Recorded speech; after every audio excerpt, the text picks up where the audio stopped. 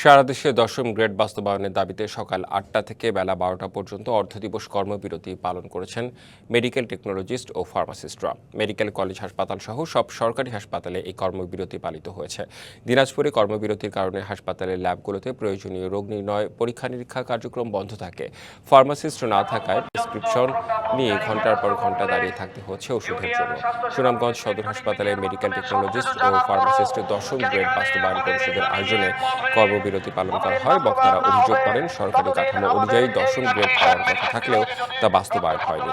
নারায়ণগঞ্জের medical technologist ও ফার্মাসিস্টের 10ম grade বাস্তবায়ন পরিষদের অভিযোগ, স্বাস্থ্য মন্ত্রণালয় প্রয়োজনীয় কাগজপত্র পাঠালেও বিষয়টি জনপ্রশাসন মন্ত্রণালয়ে আটকে আছে। দ্রুত অনুমোদন পেলে দাবি বাস্তবায়ন সম্ভব। কর্মবিরতিতে বহির্বিভাগ, ফার্মেসি, প্যাথোলজি, এক্স-রে ইউনিট বন্ধ রয়েছে।